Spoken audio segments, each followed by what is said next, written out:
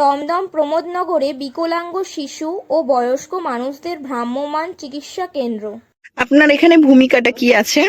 নমস্কার, আমি সৈকত সাহা। আমি এখানে স্পিচ থেরাপিস্ট কাম অডিওলজিস্ট হিসেবে কাজ করি। এখানে অ্যাকচুয়ালি এটা খুবই একটা ভালো ইনিশিয়েটিভ হান্স ফাউন্ডেশনের তরফ থেকে।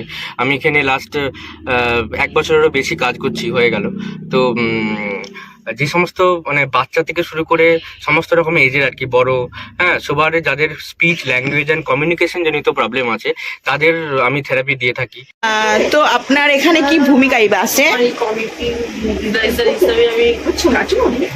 হ্যাঁ, আমার এই এলাকা ভিত্তিক প্রতিটা মানুষকে পরিষেবা দেওয়ার আমার কাজ। আর এখানে প্রত্যেক মানুষ পরিষেবার জন্য আসেন, পরিষেবা পান, উপকৃত হচ্ছে অনেকেই এসে। আপনি কোথা থেকে আসছেন? আমি প্রবন্ধনগর থেকে আসছি। নাম আপনার? প্রণতি রায়। আচ্ছা, কার জন্য আসছেন এখানে? মেয়ের জন্য আসছি। মেয়ের সমস্যা?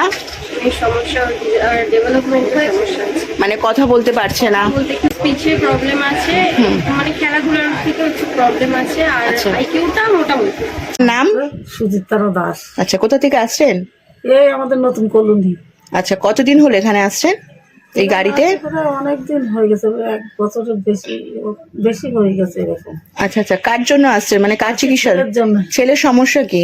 ছেলে ওই হ্যান্ডিক্যাপ, বল পায় না, কথাবার্তা বলে না।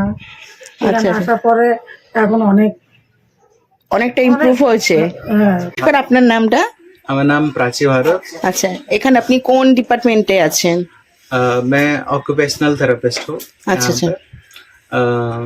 अभी जिस तरह से जैसे जो लोकोमोटर डिजेबिलिटी रहता है मेनली, जो चल नहीं पाते या फिर हाथ में कमजोरी है, जैसे पैरालिसिस हो गया, या फिर कोई केसेस में पैदाइशी कुछ कमजोरी रहता है, या फिर सेरेब्रल पाल्सी रहता है।